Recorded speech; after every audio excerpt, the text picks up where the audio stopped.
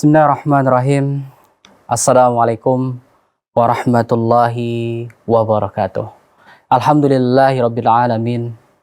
Wassalatu wassalamu ala asrofil anbiya'i wal mursalin wa ala alihi wa ashabihi ajmain, amma ba'd. Sahabat keluarga muslim yang dimuliakan Allah Subhanahu wa taala dimanapun Anda berada, alhamdulillah kita kembali dipertemukan Allah untuk kembali belajar mendalami ilmu syar'i, terutama dalam hal kajian kita di kajian Tazkiyatun Nufus, yang mana tujuan dari kajian kita ini tak lain tak bukan agar kita bisa senantiasa memperbaharui iman kita, senantiasa bisa memperbaiki niat dalam diri kita, senantiasa bisa agar kita mengatur, memanajemen hati kita agar menjadi hati yang selamat, qalbun salim. Nah, ini tujuan dari kita terus dan terus belajar. Sahabat keluarga muslim yang dimuliakan Allah, alhamdulillah di kesempatan kajian kali ini tema yang akan kita angkat adalah seputar definisi atau pengertian dari amalan hati, yang ini adalah amalan yang luar biasa. Amalan yang kiranya amalan tersebut bisa membuat hamba Allah tersebut menjadi hamba yang dekat dengan Allah. Menjadi orang yang kiranya syaitan iblis sendiri mengatakan bahwasanya dia tidak akan mampu menggoda manusia tersebut. Ya, sebagaimana iblis pernah meminta kepada Allah agar kiranya dia diberikan waktu yang panjang, dia diberikan umur yang sampai hari kiamat nantinya.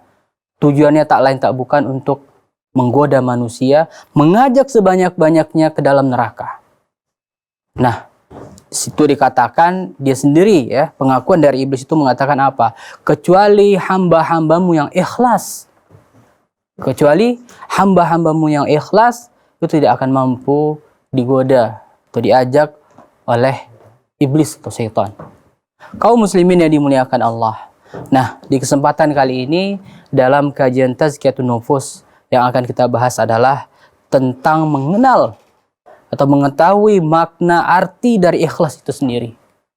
Mungkin selama ini kita mendengar, ya, selama ini kita mengetahui, memahami bahwasanya ikhlas itu ya rela, ridho gitu, menerima ketentuan yang telah Allah takdirkan.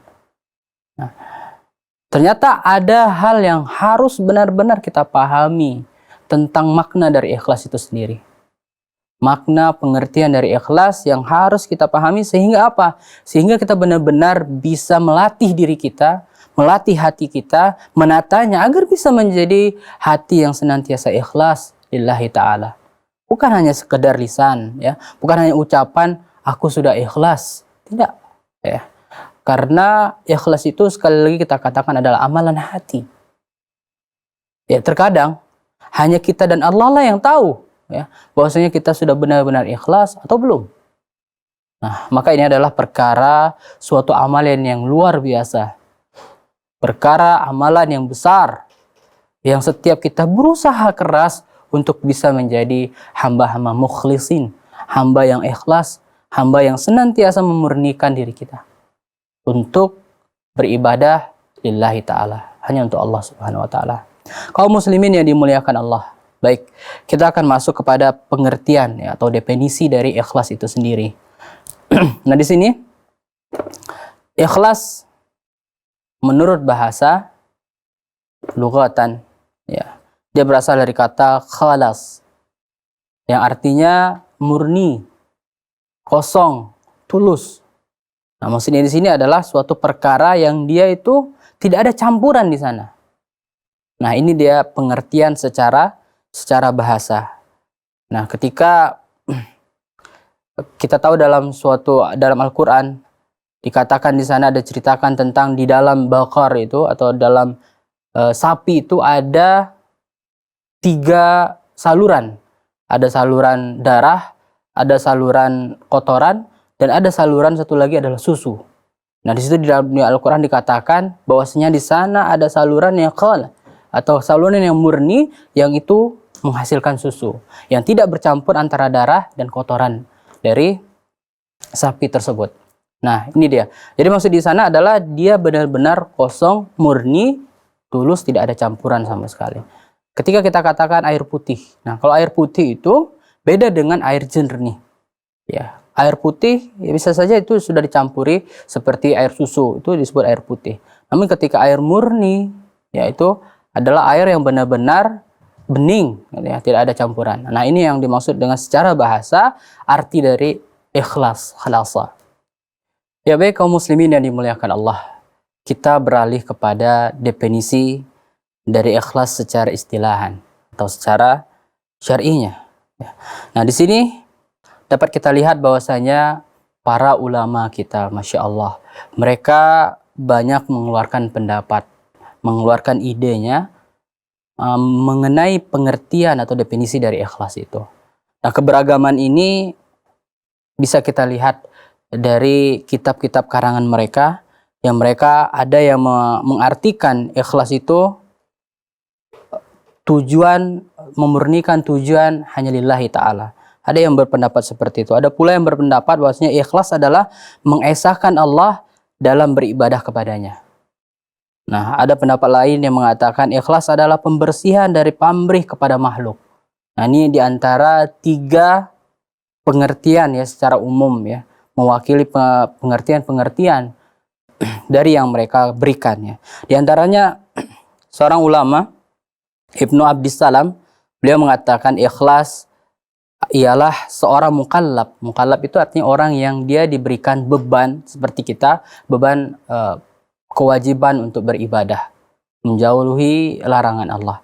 Nah, dia mengatakan, Ibnu Abdissalam ini mengatakan ikhlas adalah seorang mukallab melaksanakan ketaatan semata-mata karena Allah, dia tidak mengharapkan pengagungan dan penghormatan manusia, dan tidak pula berharap manfaat dan menolak bahaya.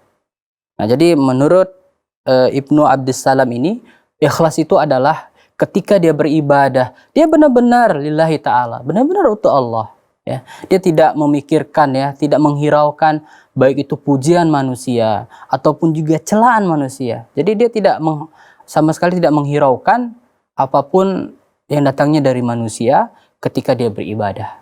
Ya, jadi pujian tidak membuat dia jadi naik, ya, artinya dia merasa bangga, tidak. Dan cacian juga tidak membuat dia menjadi rendah. Nah, jadi dia merasa bahwasanya dia beribadah lillahi ta'ala, karena Allah. Nah, ini menurut ulama kita Ibnu Abdissalam. Kemudian di sana ada Al-Harawi. Al-Harawi ini mengatakan bahwasanya ikhlas ialah membersihkan amal dari setiap noda.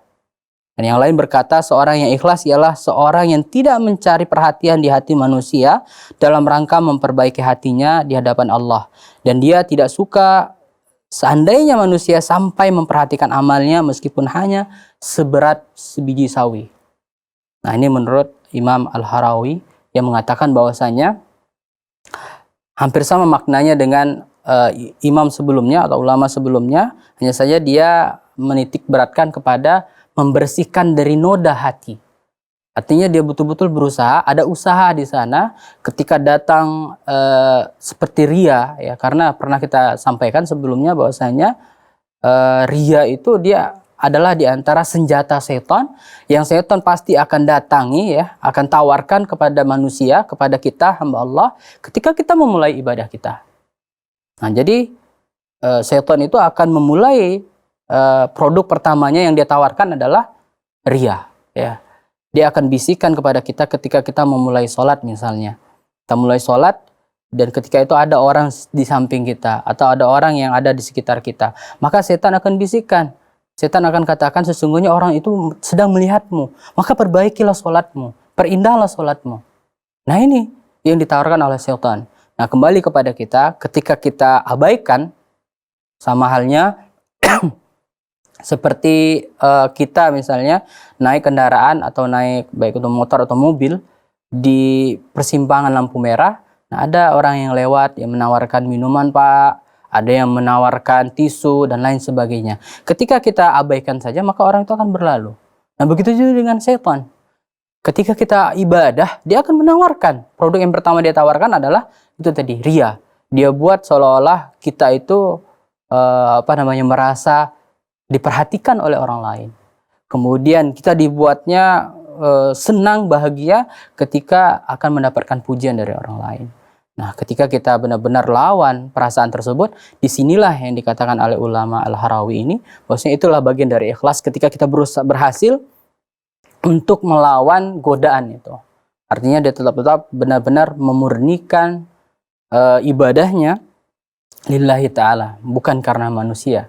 Nah, jadi betul-betul ketika dia bermuamalah dengan manusia pun, dianggap muamalahnya itu bukan karena dia ingin balasan dari manusia tersebut, tapi dia betul-betul ikhlaskan lillahi ta'ala. Sebagaimana terdapat dalam Al-Quran ya, innama nut'imukum liwajhillah, la nuridu minkum jazaa'a wala syukura.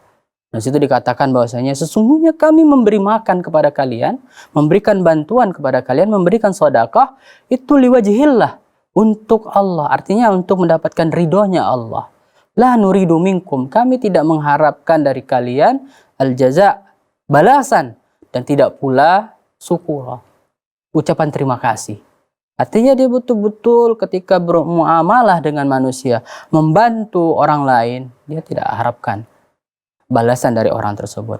Maka Islam benar-benar mengajarkan membantu itu bukan hanya kepada orang yang bisa membalas, tapi lebih-lebih lagi membantu itu kepada orang yang du'afa, artinya orang yang lemah. Artinya tidak bisa kita harapkan dari dia balasan. Nah, tidak ada yang bisa kita dapatkan darinya balasan. Ya, sehingga betul-betul diuji keikhlasan kita. Apalagi kita lakukan itu di tempat-tempat yang manusia tidak ada yang tahu. Di antara kisah yang masyhur ya, kita pernah sering kita dengar mungkin kisah seorang wanita. Dia adalah wanita seorang pelacur. Ya, terkenal dia berbuat dosa besar, yaitu dengan perbuatan yang diharamkan Allah. Perbuatan zina.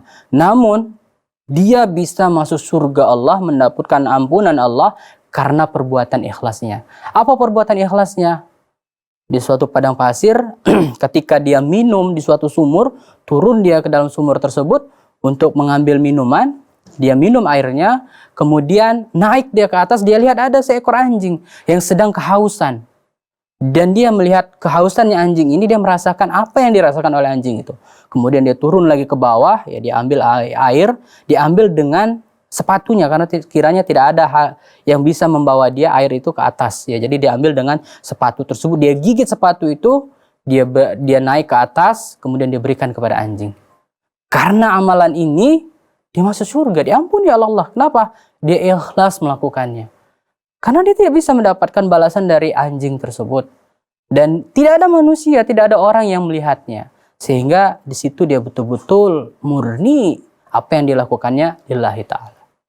Ya baik kaum muslimin yang dimuliakan Allah, insyaallah kita akan lanjutkan dengan pembahasan kita lainnya dari ikhlas, baik itu kisah dan lain sebagainya insyaallah setelah mendengarkan jeda berikut ini.